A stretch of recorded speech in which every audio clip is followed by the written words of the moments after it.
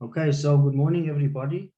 Welcome again to the Incident Investigation Masterclass training course conducted by myself, Fabian Buckley.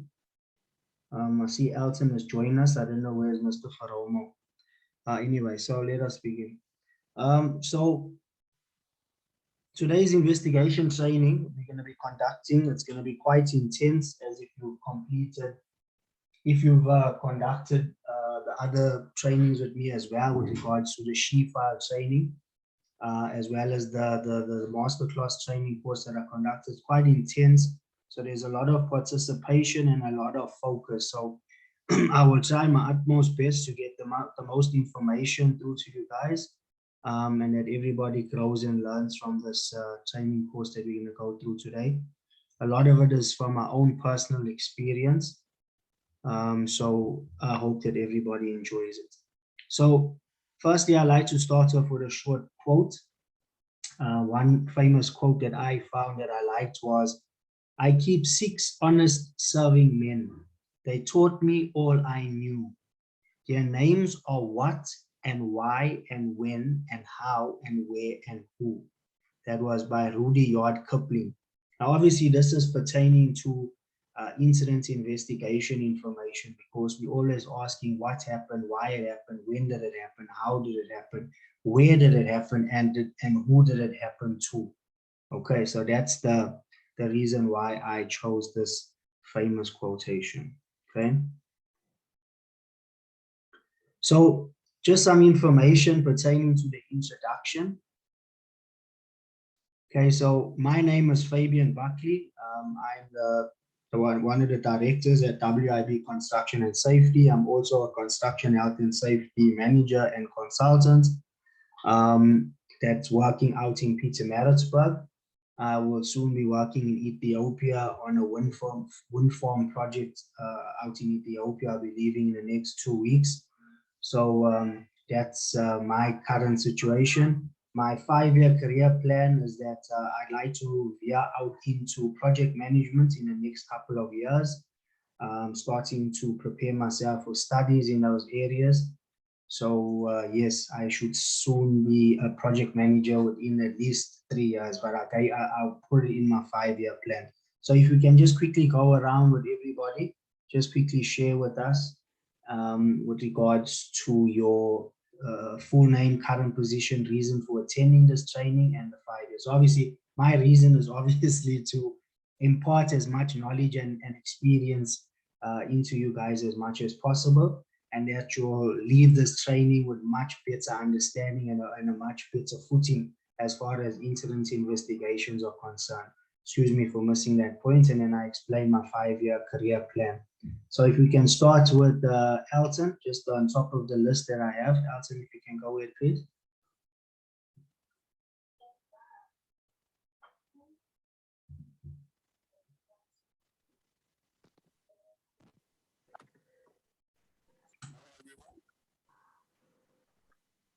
Recording in progress.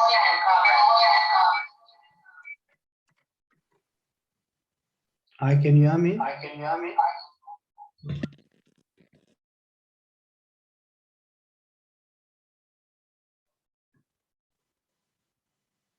Elton, can you hear me?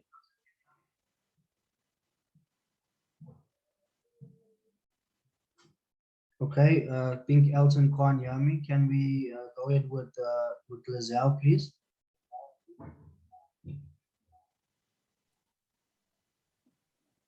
Again, good morning, Fabian. Good morning to all the other participants. My name is Lizelle Smith. I'm a safety officer here out in Port Shepstone.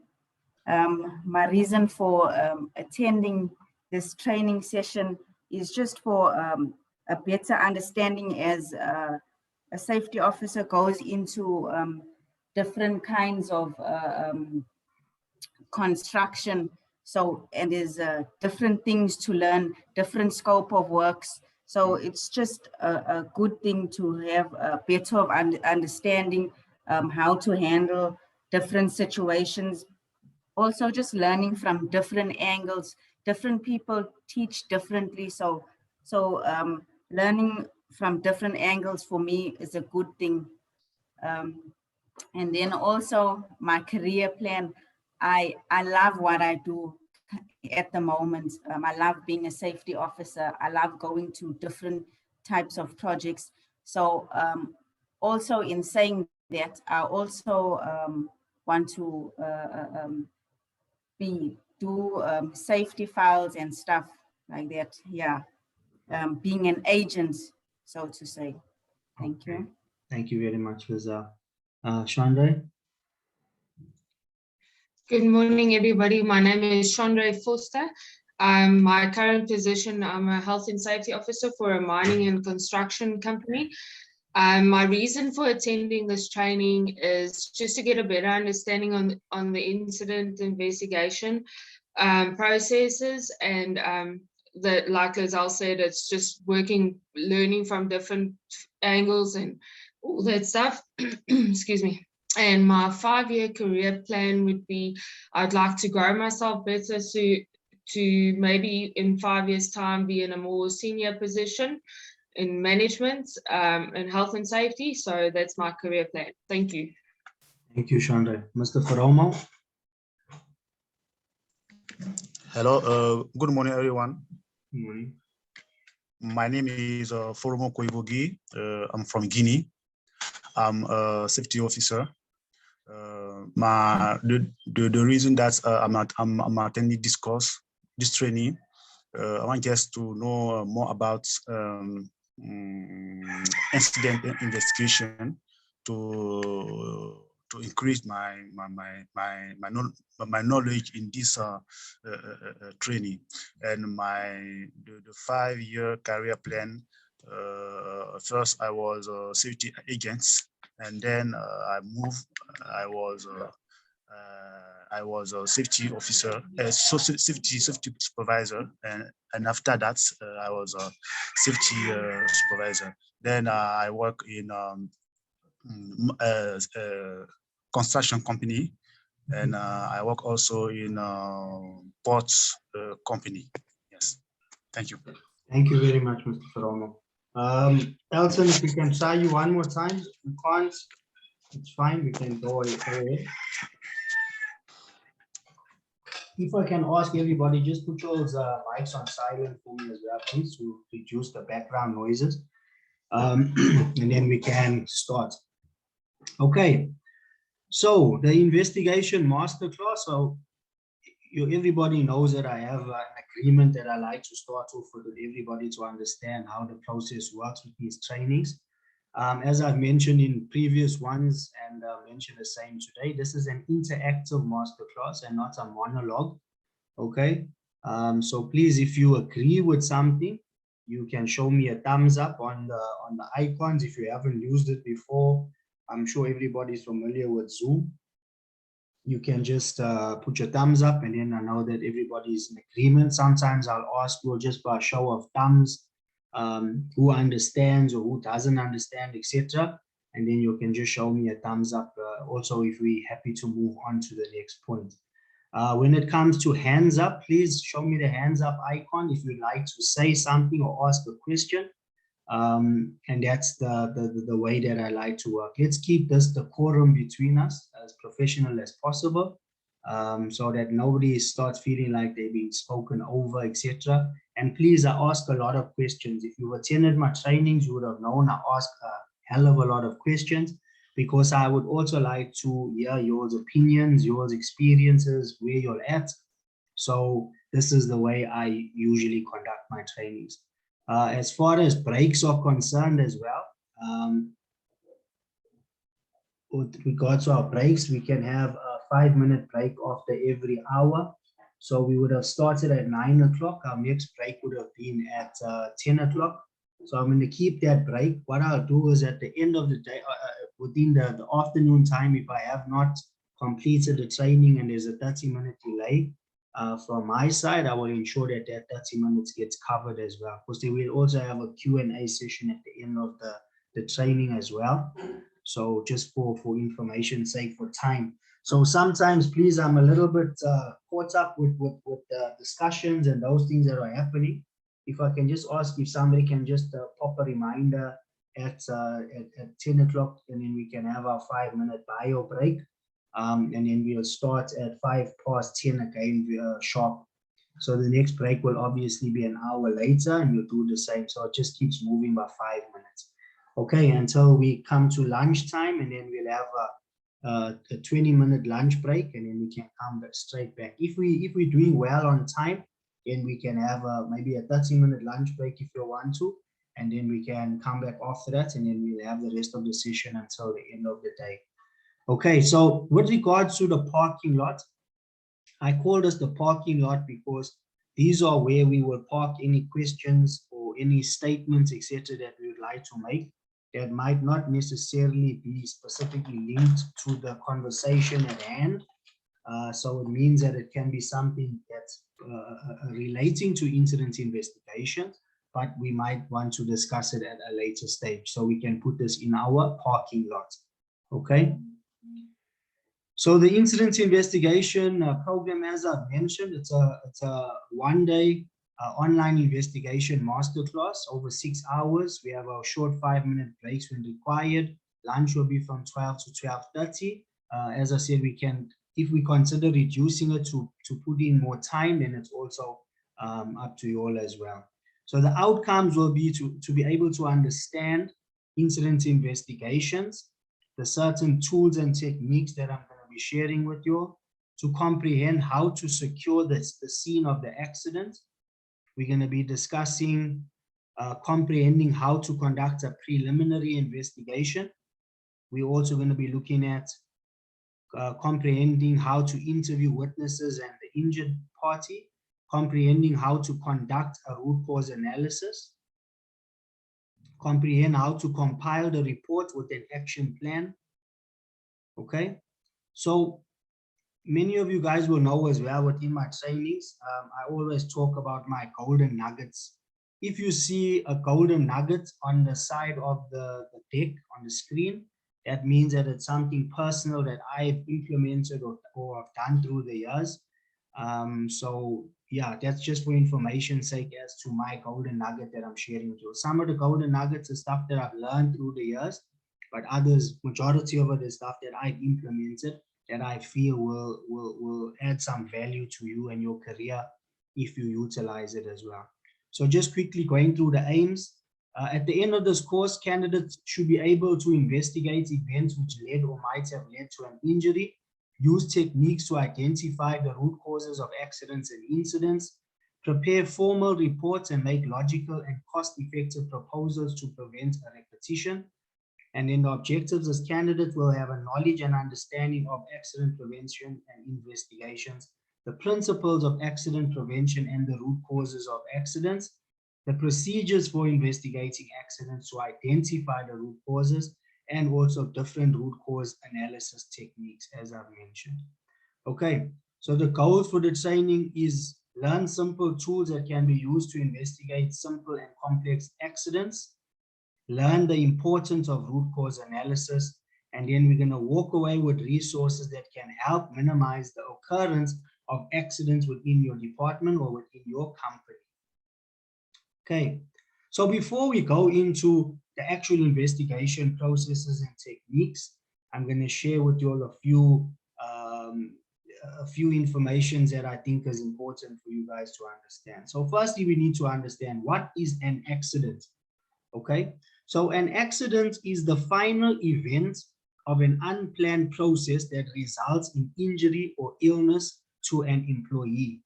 Okay, the next it says, in some cases, it might cause property damage instead of harm to an employee. So it is still considered as an accident. Okay, an unplanned, unwanted event that disrupts work processes by causing injury or damage as well. Okay, and then it speaks about multiple factors are involved, unsafe behaviors and or unsafe physical conditions. And then it says lastly, before this one, it says incidents result in some form of loss to people or money. So everything at the end of the day with regard to an accident results in monetary loss or the loss of life or the loss of personnel, etc., being injured. Okay. And then lastly, we'll say accidents are caused occurrences really due to a random happening or what we call an act of God. Now, how many people remember the statistical data that they utilize for measuring safety incidents? Does anybody remember the ratio that they use? How many unsafe acts percentage-wise and how many unsafe conditions and how many acts of God? Does anybody remember that from their training?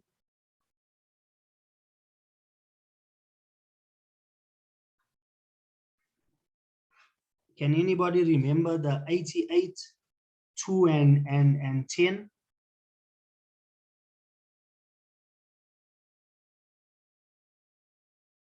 Anybody? Any thumbs up? Any? Nobody remembers that. Okay, so if you remember in your trainings, it would have been covered in your SAM tracks and your NIBOSH IGCs and those things as well.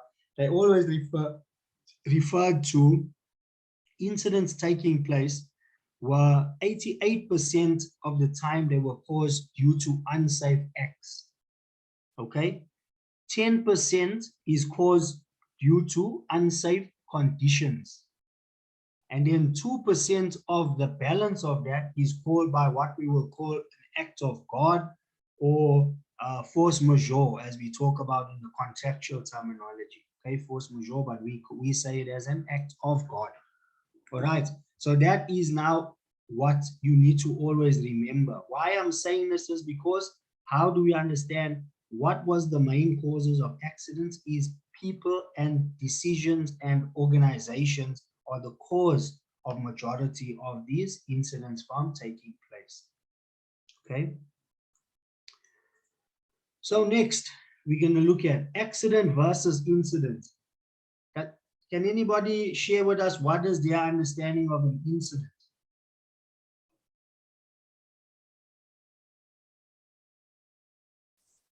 Anyone want to share? There's no, please, we don't bite. So feel free to share, and if it's not right, we can always learn from each other, and if it's correct, then obviously it's well done. So yes, please, just everybody to participate as much as we can amongst each other. Thank you. Chandra, you can go ahead. Sorry, just unmuted. Okay, my understanding is the accident is the cause when something already happened and it's already caused an injury or property damage, and an incident is something that almost caused an incident, if I'm saying that correctly. Okay, let's see what the textbooks tells us, right? Is there anyone else that wants to take a stab at that one? Thank you, Chandra, for your response. Anyone else? And you must know I have a very bad habit of pausing until somebody speaks, because I believe that everybody has something that they could say in a question. So just consider that when I take long, it's not that I'm ignoring you guys, it's that I'm waiting for somebody to pick up their hand and respond. Thank you, Mr. Faromo. You can go ahead. So please, I think that incident is an event that doesn't cause any damage, and accident is an event that causes a damage. Okay, thank you, Mr. Faromo. So very similar to Chandra's definition from yours thinking, right? So let's look at what the textbooks tell us. The textbooks tells us that an incident is defined as an unexpected event that has the potential to cause injury, illness, or property damage. Okay. Now it says, just please put your mics on pause on mute, please. It says it includes accidents, but also unplanned events that resulted in no harm. Now, if we think about that, does it refer to what we thought an incident was, where we said incident is one that doesn't cause harm? So we would have classified an incident, in other words, as a near miss, okay, or maybe even a property damage. All right. So clearly, yeah, they explain that your incident includes accidents, okay, but also unplanned events that resulted in no harm. So there's a combination. So when we talk about an incident, we are literally talking about all the spectrums of an accident taking place, including a near miss. Okay, so remember this. It says an incident in the context of occupational health and safety is an unintended event that disturbs normal operations. Okay, so let's look at OSHA's definition. I like to use OSHA. Sometimes I'll use a bit of NEBOSH because I like to get you all to understand the different countries around the world and what's their perspectives, and internationally, where are they at? Okay, amongst each other. So let's look at OSHA's definition. It says, Mr. Faroma, just put your mute on. Yeah, thank you. So it says OSHA defines an incident as an unplanned, undesired event that adversely affects completion of a task. All right. It says incidents range in severity from near misses to fatal accidents. Okay. And when an incident does not cause harm or damage, it is referred to as a near miss or a near hit. Okay, so everybody now clearly understands. When we're talking about an accident clearly means there's been an injury, somebody's been hurt, their property's been damaged, etc. When we're talking about a near miss or a near hit, it is still classified as an incident, but it had no damage or no harm that was caused to an employee or any property. Okay. So an incident in itself, that's why you'll hear people talk about an incident investigation. People don't say an accident investigation. We talk about an incident investigation because it covers us from all spectrums, right from a near miss or near hit, right up until multiple fatal incidents, catastrophic events, etc., is all considered as an incident. Please remember this, okay? So let's move on. So what does accident investigation mean, or incident investigation mean? What does it mean? Okay. It says an accident investigation is a process of systematic collection and analysis of information relating to an accident that led to the loss of property, time, or health of individuals, or even the loss of lives. Okay, that's on a worst case scenario.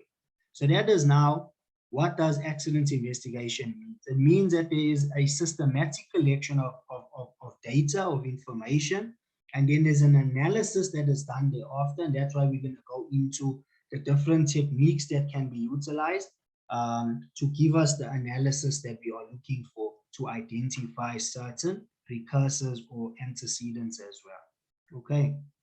So now we're looking at accident investigation is the scientific and academic analysis of the facts that occurred during an accident. Very, very, very important statement this. An accident investigation is the scientific and academic analysis. Obviously, that's coming now with the different tools and techniques that we learn and that we utilize to assist us to get to the root causes of these incidents and underlying factors. And it says, but this is the key word that I want to reiterate, is the facts that occur during an accident. Now, why am I saying the facts that occur during an accident? Can anybody share?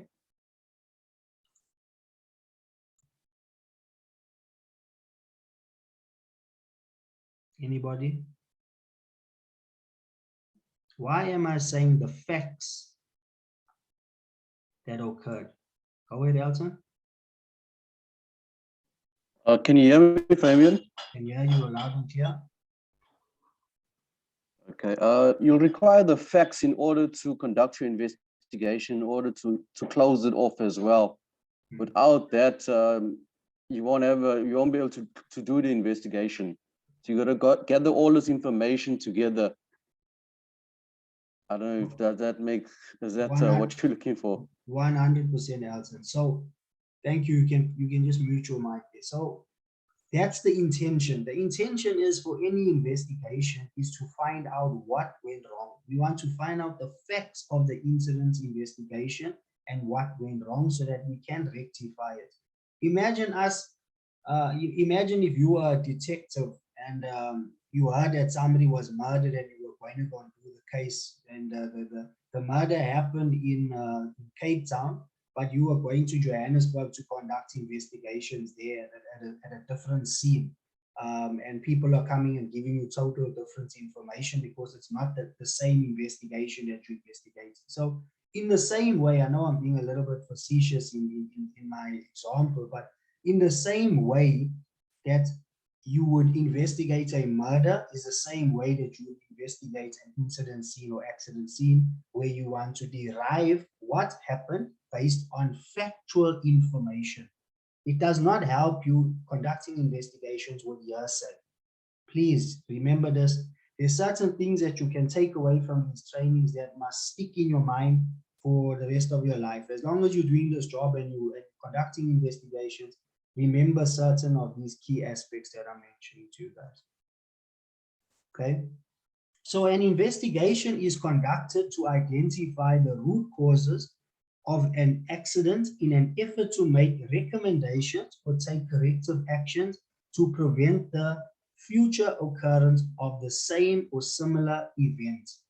Okay, so in a nutshell, this slide here explains to you what accident investigations is about. What are we trying to do, and what are we trying, where we derive our information from.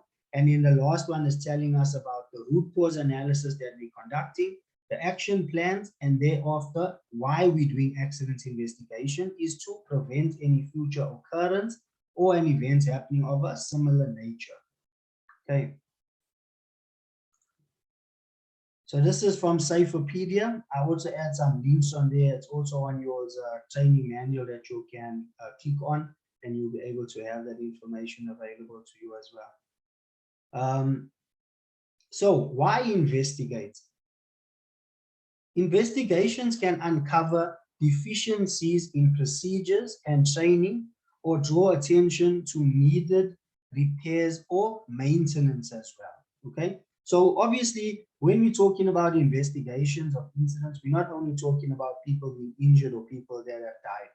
We're also talking about production loss. We're talking about environmental damages or environmental impact based on spillages, etc. So all of those have a part to play, and we want to obviously establish why did it happen and how did it happen. Okay. Next, we look at investigations lead to corrective actions that prevent reoccurrence of accidents.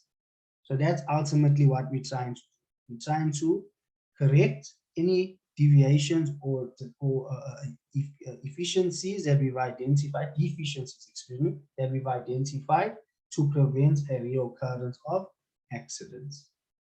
And then investigations are required also by law for serious accidents. I'm going to talk to our South African guys for this question now. Can anybody tell me the requirements for an incident, a serious accident? Where do we find it in the law?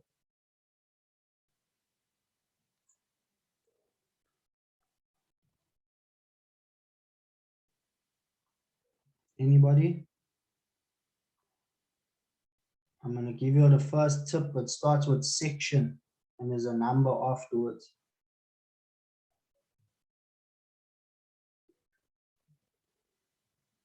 Alton, Chandra, and Lazelle, you guys should know this one. Section 20.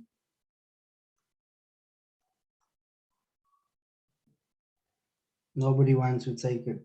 Okay, so these are the way your section 24s come into play.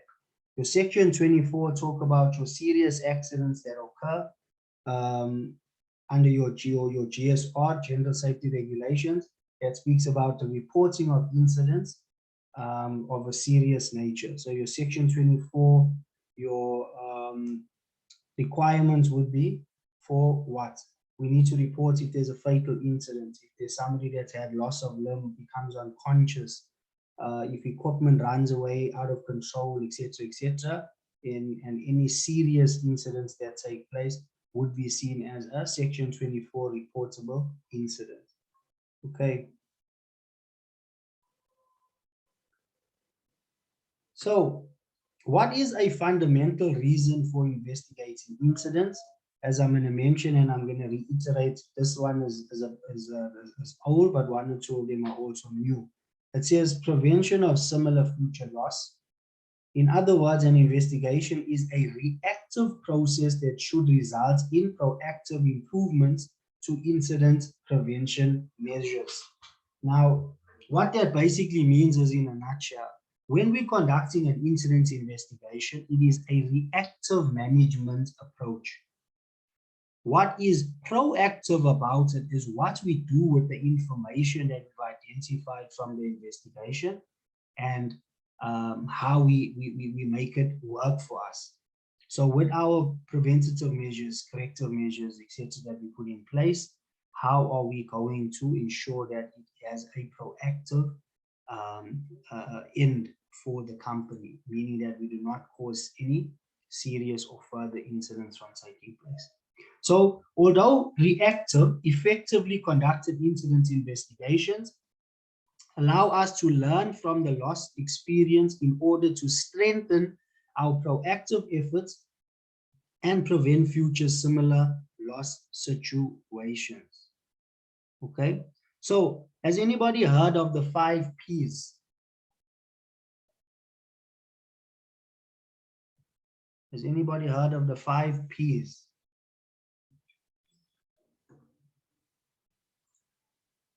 Anybody please take a try.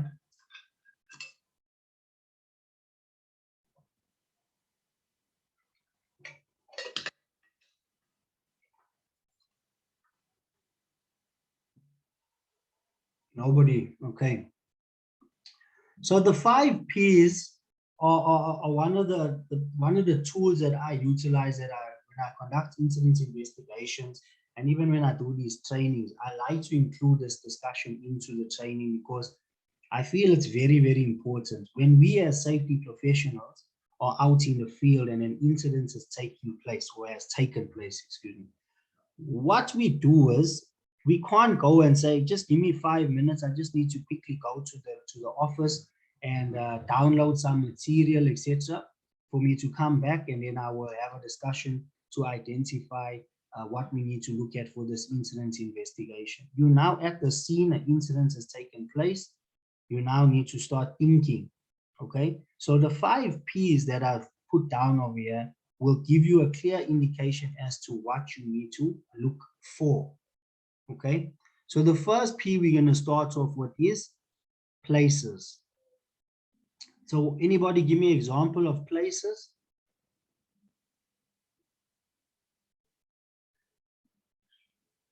Any examples that you can think of, please, Chandra?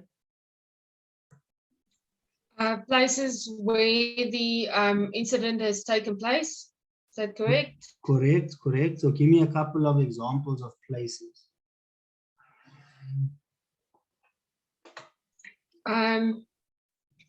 Say in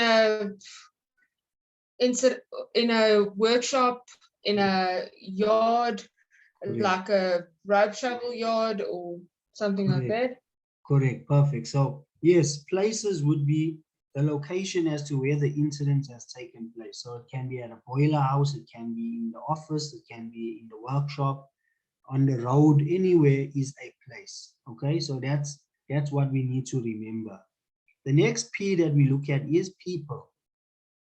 People now is quite self-explanatory. Anyone want to give a quick one on people, examples of people?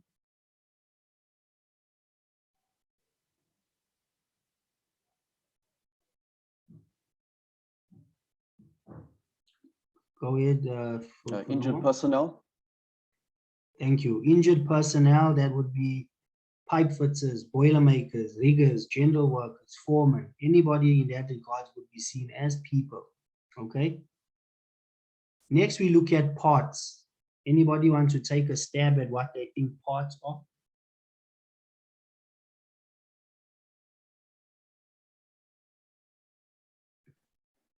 Go ahead, Chandra. Fabian, could it be? 1 second, Elton. Just don't forget to pick up the hand so that I can acknowledge you. Otherwise, we'll be talking over each other. Go ahead, Chandra. The parts I think would be the type of machinery or equipment that was part of the incident or accident. Yes, the equipment would be a little bit smaller equipment, like your grinders and those things that would be utilized, or tools, etc. That would all be considered as the parts. Thank you for that. The next one we got is papers and procedures. Anyone else? Sean, Elton, you wanted to answer previously. Any thoughts on this one? Well, the papers will be procedures, incident investigation reports, your statement, witness statements, any documentation that's required for the investigation. Correct. So that will be your risk assessments, your procedures, your training information, all of that would be considered as your papers. Okay, that will mount up to your papers. Lazelle or Faroma on the next one. Anybody want to take a jump at or take a stab at plant?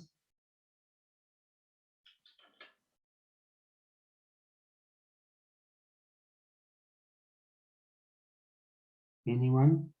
Lazelle? Your plants could be your TLBs, your excavators, tipper trucks, etc. Correct. You're a little bit soft on my side, Lazelle. I don't know if everyone else can hear you. Maybe just speak a bit into the mic more. But thank you, that's correct. Your plants will be your large equipment, your plant, your TLBs, your cranes, or you can say driven machinery would be considered as your plant, okay? And then we have an additional one that I want to add, these two. They're not really included into your 5 Ps, but it's one to also consider in the back of your mind, because sometimes you need to consider the positioning of where people were, how were they located, etc. It's important, especially when you don't have maybe there's a fatal incident and you don't have any witnesses. You got to literally do like a forensic aspect of the investigation. You're going to start looking at things within the angle of where the person was, where they were standing, the position they were standing in, etc. So this indicates that the environment in which the piece of equipment or location exists should be documented and considered. This could include, for example, the temperature of the room at the time of the incident as well, or the proximity of one piece of equipment or location to another. So in other words, also if you're doing like a measurement, if you guys understand how rigging studies work, there's an engineering study, and from there they'll do a calculation from the center of the cab to the center of the load. Okay, now if there's an incident that takes place and the load collapses, they would have gone back and measured based on the engineering study that was conducted. From the center of the crane to the center of the load should have been 5 meters. And when we got to the seam, we measured it, it was 8 meters. So it's quite obvious that the guys overrode the load limiter on the crane, and therefore it collapsed or it fell over.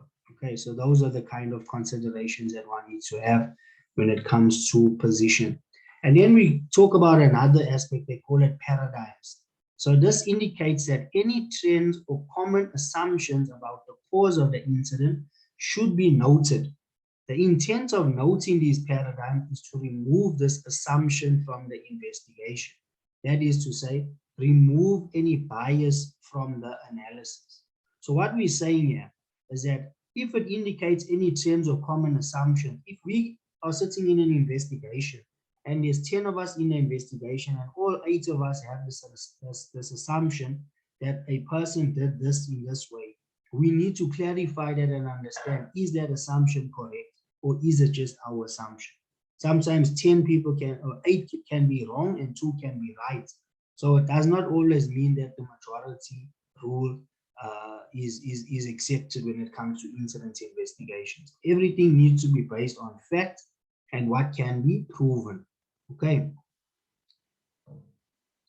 So that is the 5 Ps. All right, that's also in your training notes. But if you wanted to, you can write it down to remember the 5 Ps.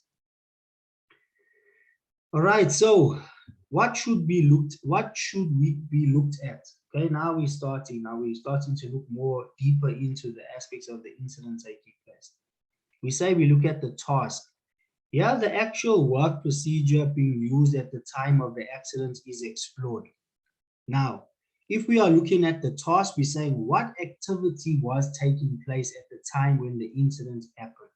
Okay, that is separate to your 5 Ps. It is purely looking at what was being done. It's like when you conduct your risk assessment, you will say, what is the activity that was being performed in order for you to identify the hazards, the risks, and the relevant control measures. So that's where we're starting, right? Members of the accident investigation team will look for answers to questions such as the following. Was a safe work procedure used? These are the questions that we would sometimes ask. Had conditions changed to make the normal procedure unsafe? Were the appropriate tools and materials available? Were they used, or was it a make a plan situation? Were safety devices working properly as well? It's also important, especially when it comes to safety devices preventing people from getting their hands crushed or arms cut off, or whatever the case may be. So those are all important to ensure that these devices are working safely, working properly, excuse me. Next, we got, was lockout used when necessary? For most of these questions, an important follow-up question is, if not, why not? Okay, so if it was not, let's say, for example, the first question, it says, has a safe work procedure been used? Then the question is, if not, now it says that they did not use a safe work procedure. And then we ask ourselves, why not? Why not? Because there was no safe work procedure available for this activity. It was a new activity taking place, so therefore a procedure had not yet been developed. That's an example, right? So that would always somehow point back to the system error. Okay, so it's now 6 minutes past 10. I know we started slightly later, or almost 30 minutes later, not really, slightly later. We'll have a break now at 10:07. Well, let's just go until 10 past 10, and then we'll break until 10:15. Okay, so let me just go to the next slide, and then we can start the break. So what else should be looked at as well? Let's look at the following aspects. We're looking at material. Now, a quick question. Why would one say, thank you, Elton. Why would one say that we need to look at material when we are conducting an incident investigation? Why do we think that that's important? What can we learn from material that we need to utilize in our investigation?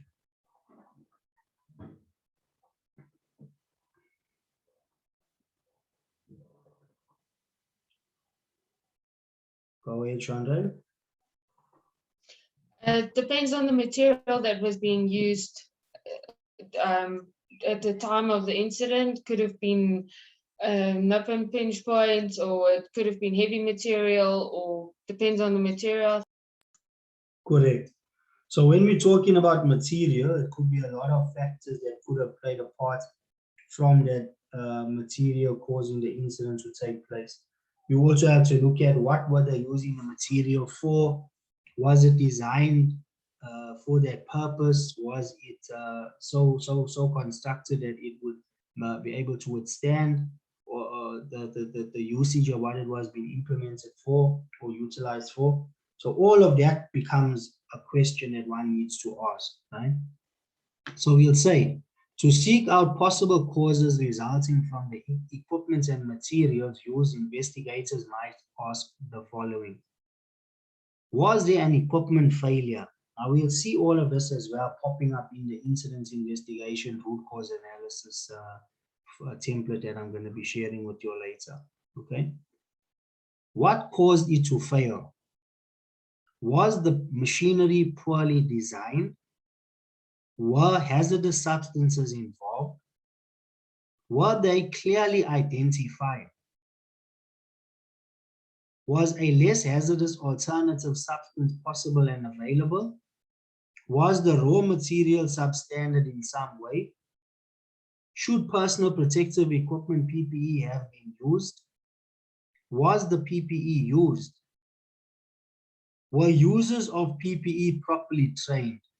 Now, if you look at some of these questions, let's use a simple one like the last one. Were users of PPE properly trained? The first question was PPE being used?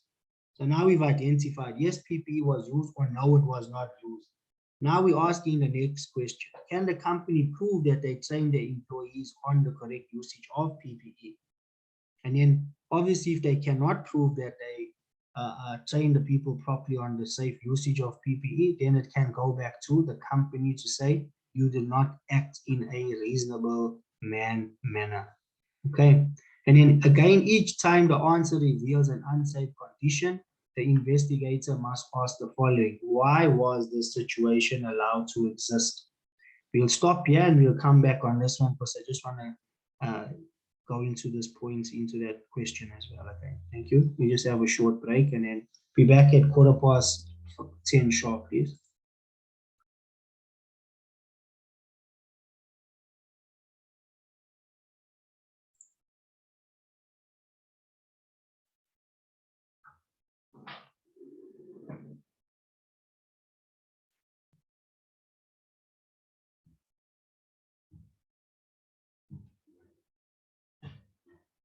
Okay, so it's 10:15. Everybody should be back.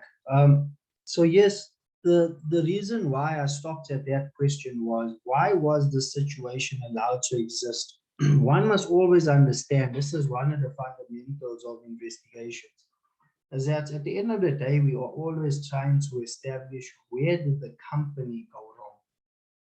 When we're conducting these investigations, it is always to understand and establish where did the company go wrong? How did the company fail the employees that allowed this incident to take place? Okay, we do know at times, many a time actually, that employees act out of their own free will when it comes to incidents, but there are many occasions which leads back to the company itself. Why did the company allow this employee to act in this way? Was it something that was a repeated action? And why was it not picked up as a problem? So that becomes now a systemic safety cultural concern. Okay. All right, so next we're looking at what should be looked at continuing. You're looking at the environment. Okay, so when we're talking about the environment, we're talking about the physical environment, and especially sudden changes to that environment are factors that need to be identified. So we say the situation at the time of the accident is what is important, not what the usual conditions were. So a good example will be an incident taking place in Port Elizabeth, which is a very windy place. We would then say, yes, there's an incident that's taken place in Port Elizabeth because it is always windy there. So when something happens during a lift, we say, oh, it must have been windy on the day. That's why this incident took place. No, we need to understand it's not always windy there, even though a large majority of the time it may be windy there, but under specific times it's not windy. So let's understand that we do not make an assumption according to what we say that it usually would be. Or it's very hot in Saudi Arabia. It's usually hot, so the guy must have collapsed because of the heat exhaustion. No. Was it hot on that day? We need to understand it before we just make an assumption. Okay, so for example, accident investigators may want to know the following. What were the weather conditions like? Was poor housekeeping a problem? Was it too hot or too cold? Was noise a problem? Because a lot of the time this is also asked within our root cause analysis technique. Was there adequate light available at the time of the incident taking place as well? Also important. And what toxic or hazardous gases, dust, or fumes were they present during the activity that the employees were conducting? So what should be looked at, continuing looking at the personnel? So we're saying the physical and mental condition of those individuals directly involved in the event must be explored. Now this is now again where we're talking about the P for the 5 Ps, okay? Now we're talking about people. So we're saying the physical and mental condition of those individuals directly involved in the event must be explored. We then saying the purpose for investigating the accident is not to establish blame against someone, but the inquiry will not be complete unless personal characteristics are considered. Some factors will remain essentially constant, while others may vary from day to day. So were workers' experience in the work being done? Now this again goes back to personnel or P for people will be where we start looking at the individuals. Now let's use this as an example. Fabian is not a rigger. I'm a rigger assistant. There's lifting and rigging activities taking place, and myself and Elton are working in a specific area, and I'm giving signals to the crane. And next minute, the whole load falls, it collapses, and one employee was struck by the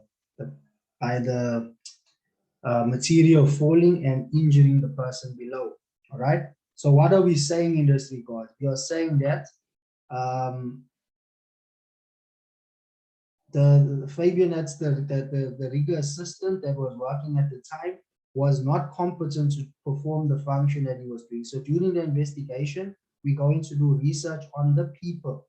How many people were involved? There was 2 people involved, or 3 with the operator, and the rigger assistant was the one giving directions to the crane, and the load fell and caused people to be injured or killed. So when we do that, we're going to identify, was this person competent? What training did they receive? What did they understand about their job function? What job description were they issued? Were they explained that they should not be working out of their job scope? All of those aspects would be covered and identified from the investigation. And then we say, have they been adequately trained? Can they physically do the work? Also important question.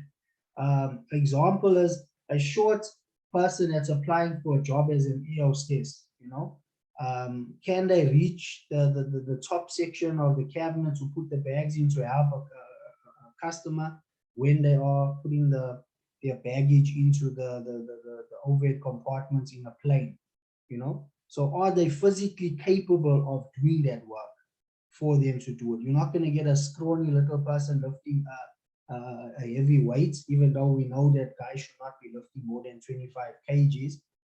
We know that on some sites, the people get away with lifting 50 kgs, you know?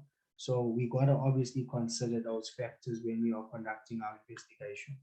So most common injuries that we get within incident investigation types are the slip, trips, and falls. These are the common ones. We get muscle strains as well. That happens a lot, either to the back or to the different muscle parts. You have a lot of people complaining about tennis elbow, they call it, which is inflammation of the elbow, especially when they're with the guys that are working, that are throwing bricks up constantly, right? Then we say being hit by or struck by falling objects. Another common one. Repetitive strain injury, again, linked very much to muscle strain because of the repetitive strain that the person is doing. Repeated activities, repeated tasks causes a repetitive strain injury as well. And then we have our crashes and our collisions. We have our cuts and lacerations, which are also very common. Inhalation or inhaling toxic fumes or gases.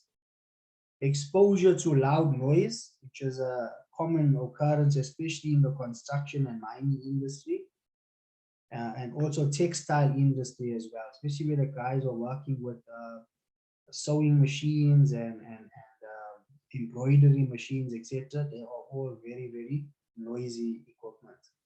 And then walking into objects is another common one. And the last one is fights at work. Now, fights at work, people don't understand that fights at work becomes a accident that needs to be investigated, because if a fight breaks out during working time or working hours, that person is then during the investigation to understand what went wrong, what was the cause of the incident, and that is also recorded or reported as a serious or as an injury depending on the nature of the injury. So if a person has a blue eye and a cut lip, etc., most of the time that would have been seen as a recordable case or medical treatment, especially if the person needed a stitch or two. Okay, so fighting at work is also considered as a accident that needed to be investigation. Everybody clear so far? Any questions thus far on this area as well? Anything? Okay, no hands up, no thumbs. Okay, all happiness. Okay, there's a hand up, Chandra, go ahead. Maybe also add nip and pinch points and crush points, because I think that's also overlooked when material handling is taking place, or even when rigging activities are. Correct. Very, very true statement you made there, Chandra. And that the reason obviously for that being is that our hands are always in line of fire, because we are always utilizing our hands while we are working. So they are always in the line of fire most of the time, where they can get crushed, cut, bruised, pinched, etc. So all of those aspects always become a factor as well. So good point there as well. Thank you, Chandra. All right, so let's move on. Now we're going to start looking at a few techniques and a few aspects to consider. Now we're talking about the accident causation. So before we go into what does accident causation mean, how many people have heard, from a show of thumbs, have heard of the domino effect?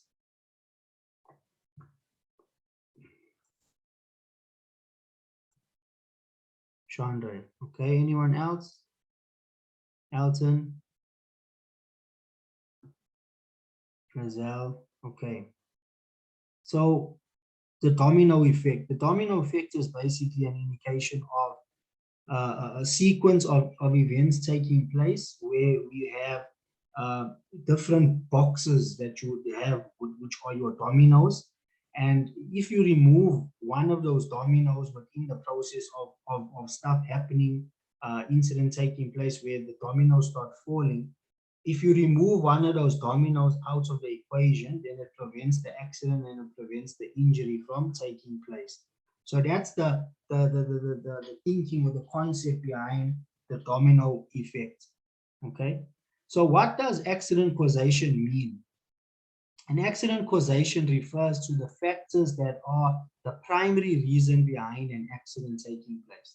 So for occupational health and safety professionals, determining causation factors in any workplace injury or accident is key. Understanding what caused an unsafe situation to occur is important in implementing measures to help prevent a reoccurrence. So what we're saying, understanding what caused the unsafe situation, either somebody left, let's say a tripping hazard on the floor, there was a hose pipe left in the area, etc., which caused a tripping hazard, somebody tripped over it and somebody fell. Now, what we are trying to understand is what caused that unsafe situation. Poor housekeeping, poor inspection, poor maintenance, poor supervision, all of those aspects would have been the result of the unsafe situation that was not rectified. Okay. Then we look at accident causation factors can be described as the factors whose eradication can eliminate hazards or accidents. Multiple factors can cause an accident, including human factors, mechanical factors, and environmental factors. Okay, so I'm going to repeat that statement again. Multiple factors can cause an accident, which includes the human factors, mechanical factors, as well as environmental factors. That means that although a human being most of the time has caused the incident from taking place, there are other aspects that one needs to look at before you can just determine and say, yes, The reason for this accident taking place is because of Fabian not doing this correctly. Okay, we always need to understand this, that there can be multiple factors. When we talk about it in a book that I've read, I think I've shared this book with many of you guys on, if you were parts of HSC Connection Point, you would have received at that time, was Changing the Safety Culture, which was by Dr. Dominic Cooper. Now, in that book, he speaks about what they call, in a multiple factor aspect of it, they talk about your almost like you look at it from a virus perspective. So with all these different viruses that are attacking the body, at the time your body is fighting back and it's kicking back, and your immune system kicks in and it's trying to push all of these different viruses out.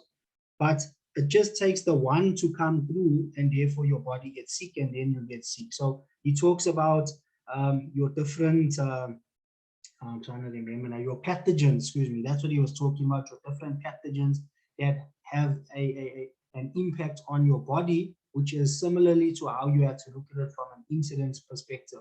I always tell people that an incident is an incident investigation. When an incident takes place, it is when your safety nets have been broken. So there's an effect within it that causes the incident to take place.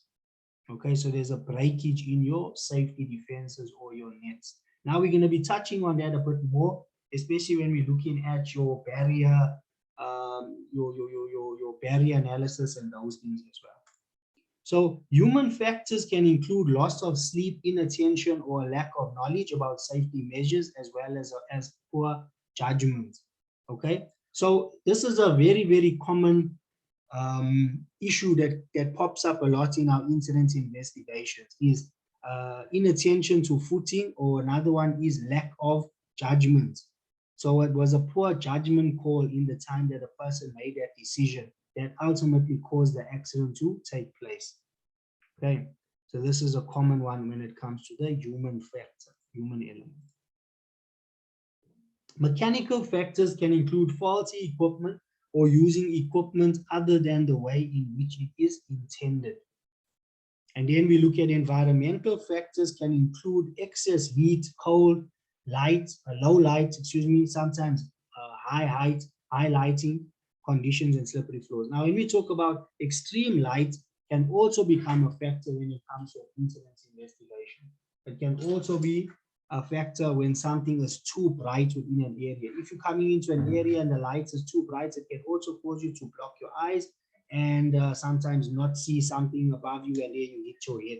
So you also need to find a balance when it comes to low light and excessive light, even in investigations that need to be determined. Can anybody tell me what we would utilize for our investigation when it came to the following issues: excessive heat, cold, low light, etc.? What could we have utilized in this area to determine these factors?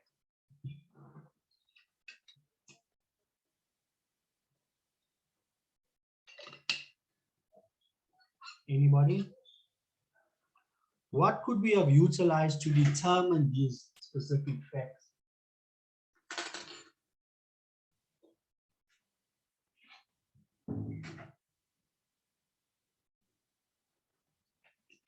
Let's just read the statements and let's think about it. What would be utilized to measure or understand if there was excessive heat or cold in an environment?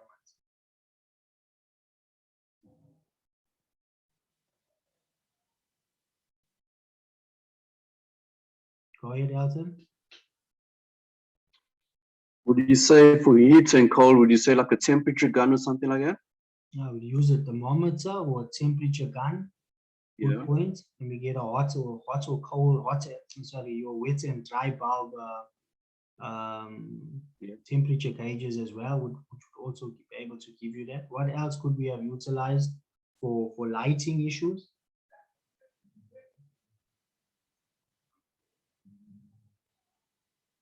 What device do we utilize to measure light?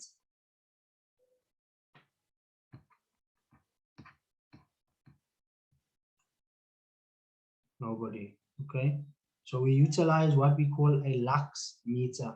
Okay, LUX, lux meter. that would be able to determine whether the lighting was sufficient or insufficient, or whether it was also too bright, too high. Okay, what else would we have utilized? Let's say we were measuring the wind speed of on the day of the incident taking place. What would we have utilized? Go ahead, Lazar.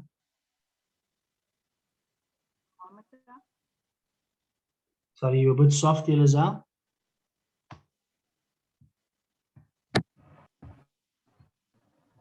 Anemometer.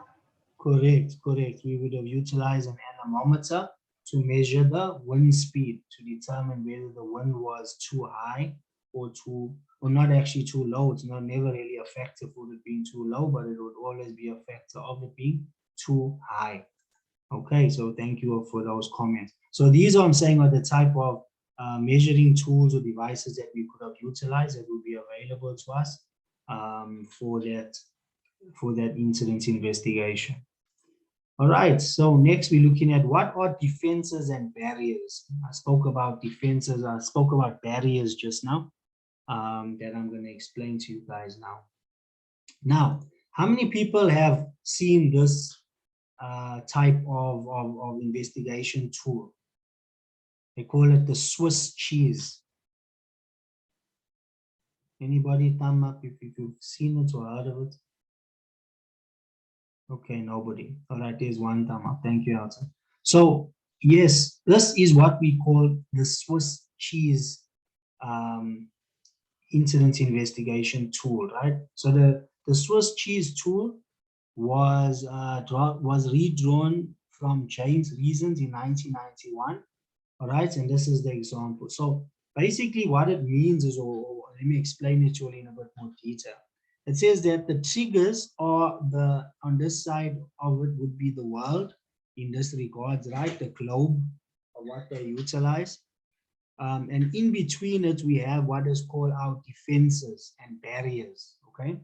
So your defenses would be seen as, thank you, your institutions, your organizational factors, your professions, your team, your individuals, your technical aspects, right?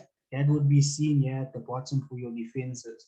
Then we have what is called our latent failures. Now, latent failures are the gaps that we have in between the cheese, okay?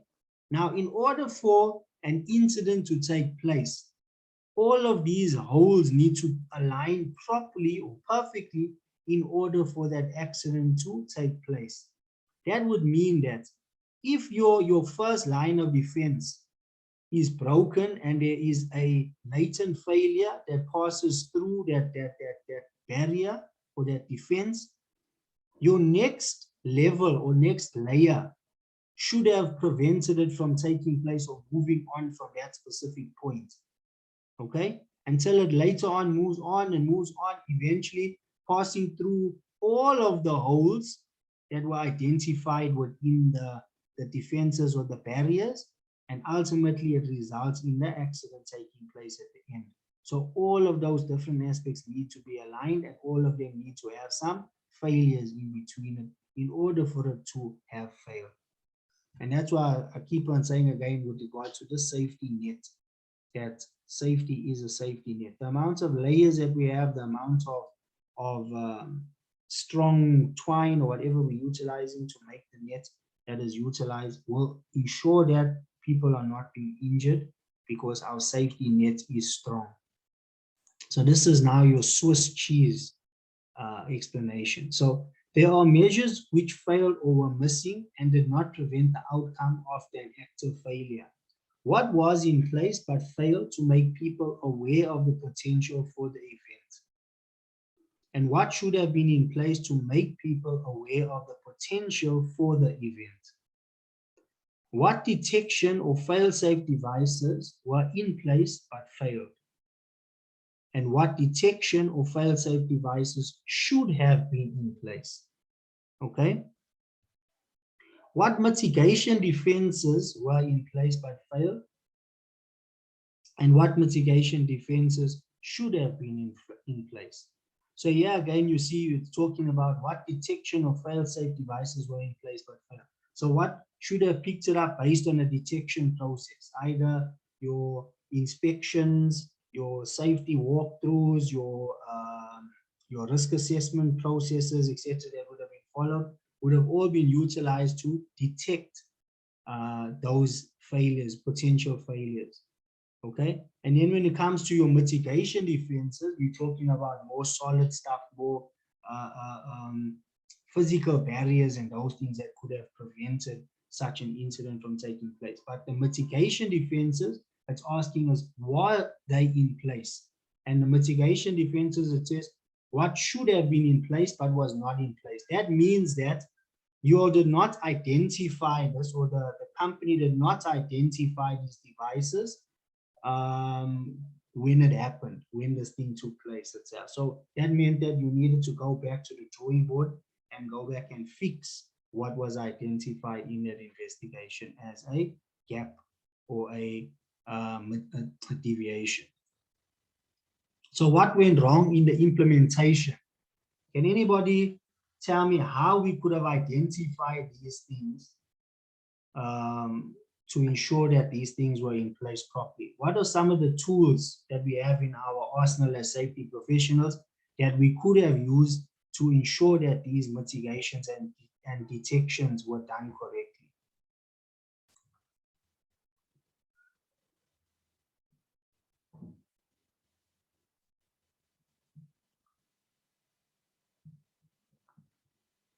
Anybody?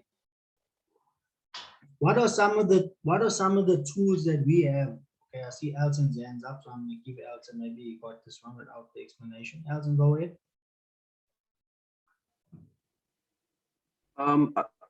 So would you say auditing your system? Correct. So audits is one of them. What are the others that we could utilize? Anybody else?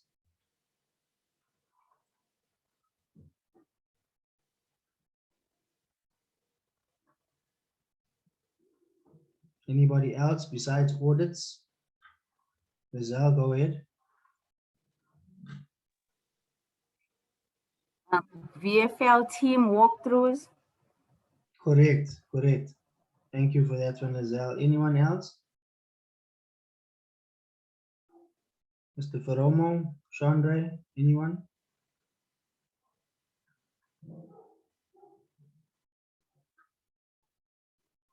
Okay, go ahead, Chandra. Inspections Correct. and maybe PTOs. Correct as well, yes. So these are all the different tools that we have in our arsenal to assist us in identifying what can possibly go wrong in our implementation process. So another example would be, right, of course we know audits are important and audits will go and verify and check that these things are being done. But what's also important is to monitor the people that are performing the activities to identify what gaps you can identify within the process of what they're doing wrong. Sometimes people are working, doing an activity, and they do not identify these gaps within themselves. And that's, as Chandra mentioned, a good one to use as a planned task observation, which would identify what the people are not doing correctly that may result in them having to be retrained, etc. as well. Okay, so sometimes just monitoring a person from a distance or watching a team is something that I like to also do. Watch the team from a distance. Don't let them see that you are there, and watch them, see what they're doing. And then when you find things that they've done or you've monitored them for, let's say, 20 minutes or so, you go back to the team and you say, hey guys, I've seen that you're working together and I like what I saw. These are the positives that I've identified from you, and these were the negatives that I identified. So that is just an example of what we could utilize when it comes to the monitoring process of the implementation to see what is going well and what is not. So there's other methods that we can utilize besides just the audit process as well. All right, so let's move on to the next one. The next one is, what is a precursor incident? So perhaps the easiest answer is the following. A precursor incident is a minor incident that could have been a major accident if one or two more safeguards would have failed. Okay, it says many times the chance is that the safeguard it was the safeguard that saved the person's life or saved the person from being injured.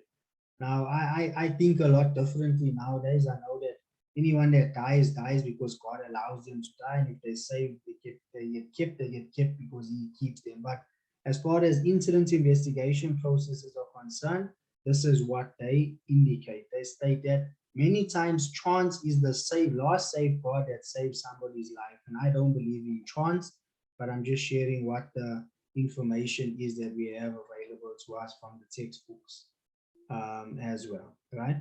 So if we look at this, we look at the points of energy, which is the source of exposure to danger, which would be, in our case, the hazard. You have now the hazard being the energy source, the fail safeguards are the two gaps that it went through. So if we had to look at this from a side view, or this is a side view from the top view, that we would have seen that this is going through the holes of the cheese. And this last safeguard here now is the one where the cheese was not aligned with the hole, and it prevented this person from being injured or killed in that regard. So that became the last successful safeguard before the target for the accident taking place. Okay, so everyone understand this concept.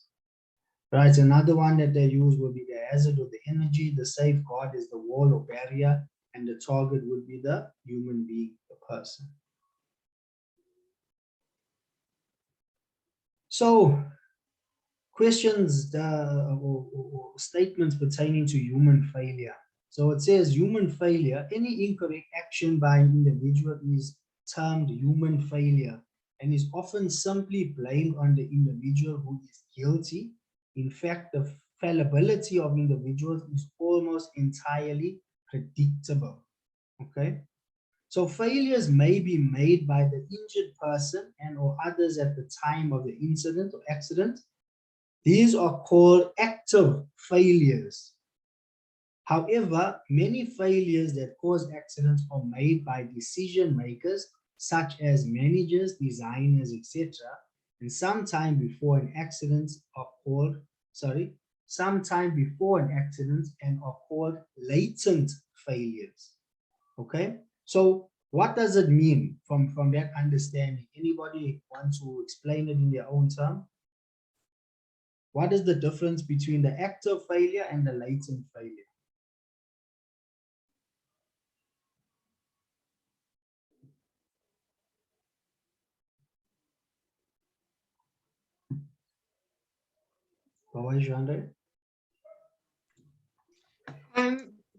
I'm just asking now, latent failure, can it be if it's a manager or designer's fault, can it be that they put in place like processes or a safe work procedure that doesn't really would work for the work being done, and then the active failure would be the result of the employees working to that standard or safe work procedure, and then they get hurt in that? Correct, Shanda. So any decisions that are being made by the management, by supervisors, etc., that are giving instructions or written documentation to the workforce, and from that instruction or from that procedure, etc., the workers are getting injured. So the active failure will be the people directly involved in it, and the latent failure will be those that have a part to play in either their acts or omission from the management side.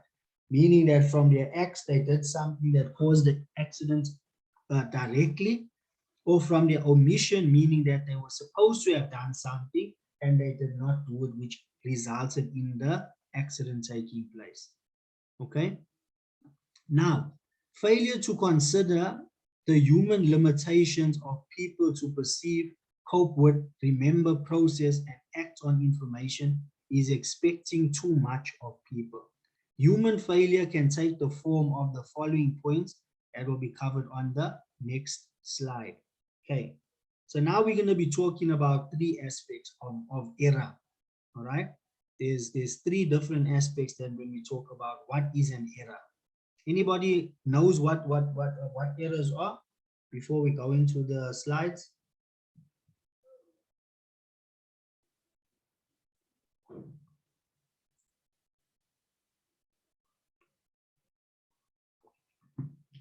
Okay, Chandra, your thumbs up. You know it, or you just agreeing, or you want to share? Okay. All right, so let's go into them. These are what we call errors. Remember this, very, very important, right, guys, when we conducting incident investigations. Our first one we talk about is slips.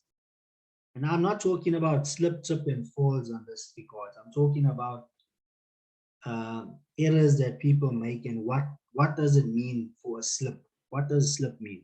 Means slips are errors in which the right intention or plan is incorrectly carried out. Usually it occurs during well-practiced and familiar tasks in which our actions are largely automatic. Okay, so I always use this as an example to people. How many people know that we are operating on autopilot most of the time? How many people, by a show of thumbs? How many people disagree with that statement? Pick up their hand. If you agree with the statement that we are operating on autopilot, pick up your thumb. If you are disagreeing and we are operating, or if you feel we're not operating on autopilot, then please put up your hand.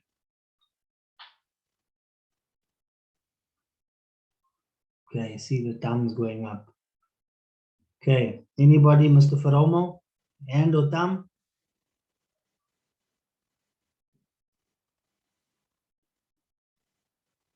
Mr. Faromo, you still with us?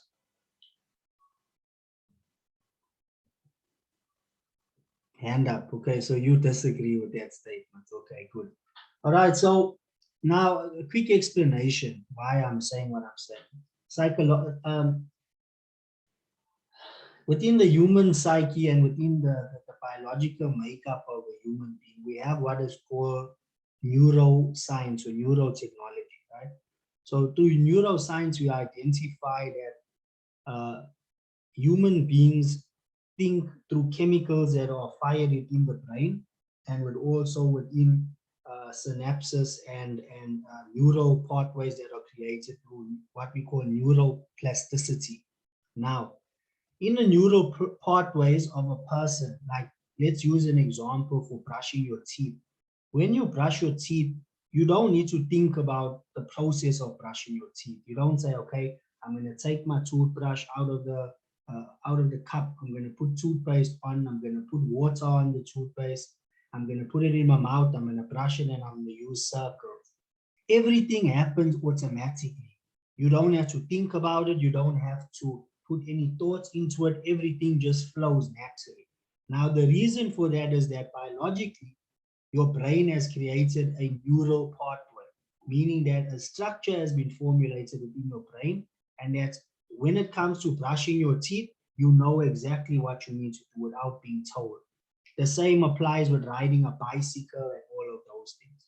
So what happens is that when we have a slip now, I just gave you a bit of insights of understanding with regards to how the brains are working and stuff.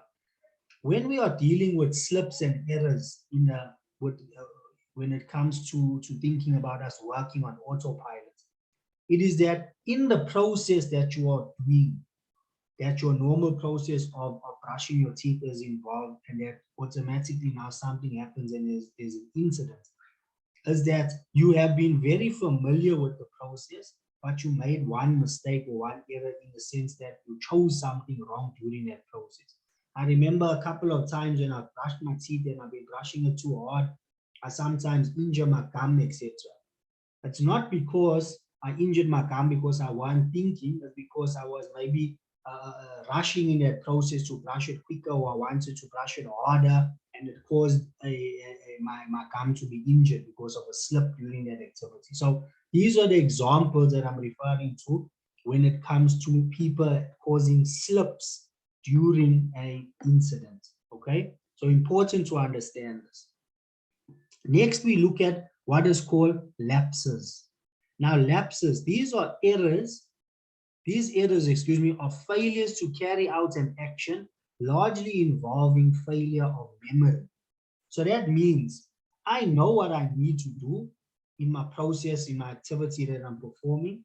I know that I need to put on my lights when I jump in the car when it's getting dark, so that other people can see me and I can see them. But in this case, I forgot about putting on my lights. It caused an accident, and it was found that I made a mistake. I did not intentionally forget to put on my lights. Okay, that is a lapse. Now we're going to talk about mistakes. Mistakes are errors involving deficiencies or failures in the judgment process. Mistakes, excuse me, are more subtle, more complex, and less well understood than slips and lapses, and are harder to actually detect. Now, a good example of this would be when a person says, hey, I made a poor judgment. Hey, you know, I thought that if I did it in this way, it would have worked. That is not a slip. That is not a lapse. That is a mistake. Okay, where a person sometimes makes the incorrect decision or choice at the time, and based on their decision, that becomes a poor judgment call, and the incident takes place. So those are slips, lapses, and mistakes. But next, before we go into that one, we go into what is a direct violation. Now, direct violation is obviously where somebody knows that they're doing something wrong and they break the rule. Then it becomes a direct violation, which is not seen as an error. Okay. Now, as I was explaining a little bit on understanding neuro safety, it's a whole topic on its own this year. But in a nutshell, what neuro safety basically looks into is it is the science behind a brain-minded approach by safety management that enables leaders to create brain-engaging working environments, which enhances employee engagement, workplace safety, and performance at all levels. This is a quick explanation as to what neuro safety is all about. We're going to be having a conference in October this year, and this is one of the topics that I have. So I have a doctor that's going to come through and he's going to share on this specific topic pertaining to neuro safety. Very, very exciting topic, something new and innovative in safety, and how it works and how you can utilize it as a safety professional to benefit you and your company if it is utilized correctly. All right, so that's a bit on neuro safety. So policy violation or violation is obviously a direct or deliberate violation, which means that it involves deliberate deviations from safe operating practices and procedures, standards, and rules. That is now our direct direct violation that was done. So what are individual teams and actions? So these are acts or omissions which led directly to the incident taking place. Were there any slips, lapses, mistakes, or violations? So these are the kind of questions that one would ask when we are conducting our investigations. We also look at what was a process missed during the task steps which led to the incident from either an individual or the group. What actions did people take that led directly to the incident taking place? Now you'll see we go into a bit more detail with the root cause analysis process later, where we look at individual and group or team actions that could have led to the incident also taking place. And then we look at what are task or environment conditions. So these are conditions which directly influence human and equipment performance in the workplace. Why did people behave or were allowed to act in the way that they did as well? Okay, that's an important question, because if we look at it and say, why did people behave in a specific way, or why were they allowed to act in a specific way? What can we derive from that information that we would have be able to deduce from that? What could we have done from it? Or what could we have identified, Susan? Let me rather rephrase the question.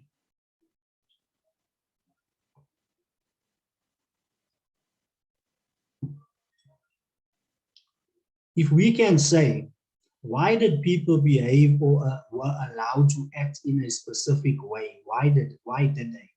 What does it tell you from that? If you can identify that people are working in a specific way and that they've been allowed to work in a specific way, what can we deduce from that information? Go ahead, Elton. Bad supervision. Poor supervision, yes, good. What else can we deduce from that? Lizelle?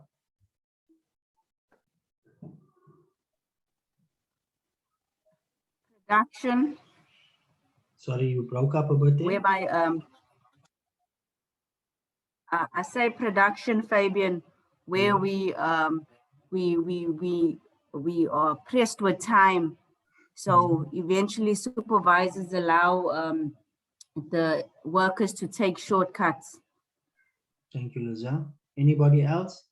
There's one specific thing that I'm looking for here that we call it. It's a group of everything that you're mentioning now that will speak volumes about the company, something that we can say that this is what they are allowed to do within their company.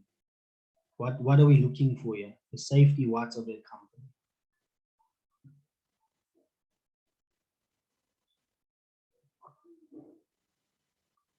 We call it the safety culture, okay?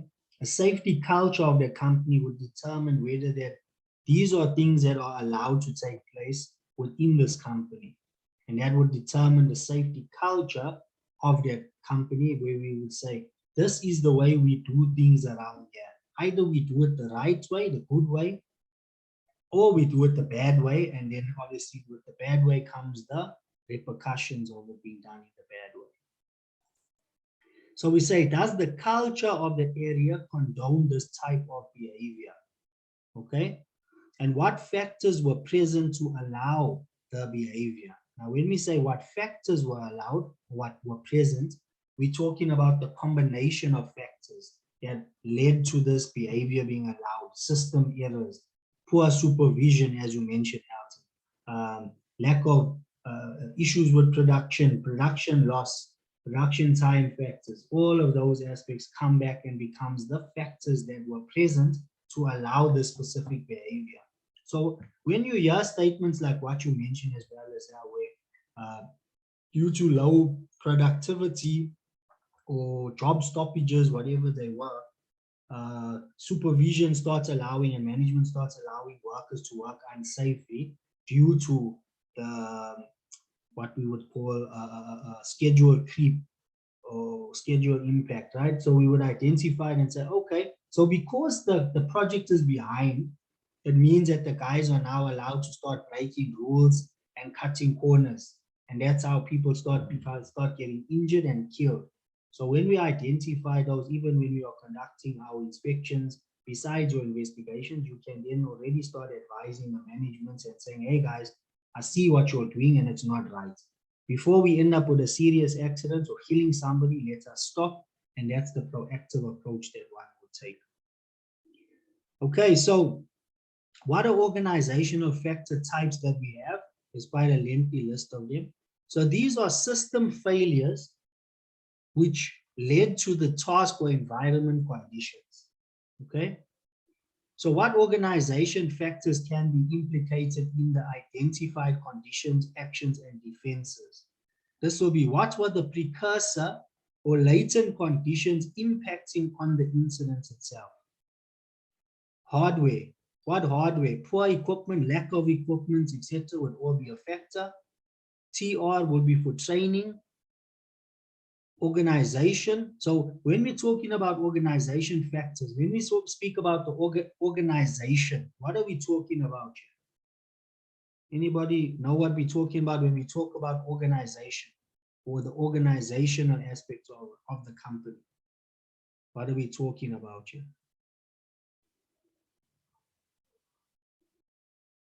Okay, Does anybody remember from the trainings they would have attended a couple of years back? We learned about PLOCK, clock or POC, as some of them call it. POLC or PLOC, whichever one they use. Clock or POC. Does anybody remember that? Nobody. Okay, so I'm just referring that to that because it has a bearing on the organization, right? So when we learn in management, they teach us these terms of POC: plan, organize, lead, and control. All right, maybe you'll sometimes will come up now that you'll remember that. Planning, organizing, leading, and controlling. It's all management functions. Now, in an organization, for the organized part, thanks, Chandra, for the organizing part of it, what does it mean? It means that the company has a proper structure in place. There's an organization. There is an org chart. There is job descriptions. People know what they're supposed to do and they do it. That's the organization part of it. And then we look at communication. Communication is obviously key. What forms of communication? How are they communicating? What mode or mediums of communication that they are utilizing? And then we have our procedures, we have our maintenance management, we have our design, we have our risk management, and then we have the management of change, and then we also have contractor management as well. So these are all organizational factors that play a part in an incident either taking place or from preventing accidents and incidents from taking place. Because what they are basically saying is that if you have all of these things done and done properly, you should not be injuring people. That's what they say. Okay. So let's look at some samples of investigation tools and techniques. So a few of these I'm going to go through with you, and some of these we can obviously just, you can go in and do some research on them as well if you're interested in going into more detail on them. So when it comes to incident investigation tools and techniques, I'm going to give you a couple. These are the top set root cause analysis methodology. How many people have heard of the 5 why method? Show of hands, it comes, if you've heard of the 5 why.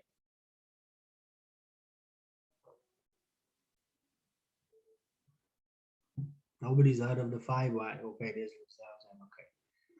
So then we have what is called the black box analysis diagram. Is Fromo's hand up? You want to say something, Fromo, or are you in agreement? Okay.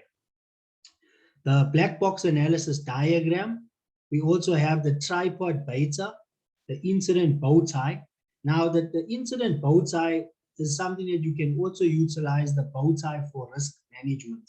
So some of these you will see them in incident investigation techniques, and others you see them as well in your risk assessment processes, etc. So I'll explain, I'll show you those specific ones. The next one we have what is called the fault tree analysis method. Anybody heard of the fault tree analysis for Ishikawa diagram or fishbone? Please pick up your hand.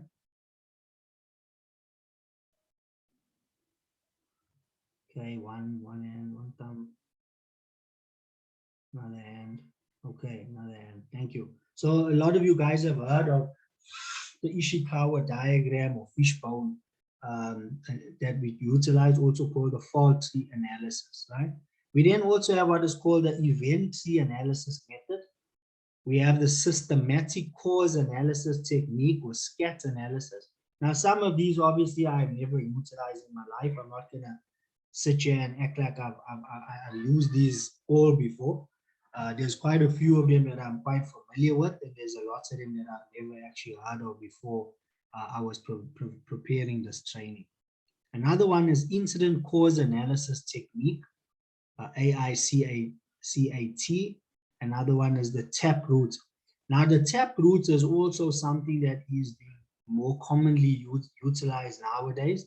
Very, very expensive course to do, and also the material that they provide, the books are quite pricey as well. But from what I've heard from many people, the tap route is one of the better incident investigation techniques that you can utilize today. The others that I'm going to share with you guys are the barrier analysis method, which I shared, which was the example I shared with you with the Swiss cheese. Then we have the man, technology, and organization analysis, or MTO. We have functional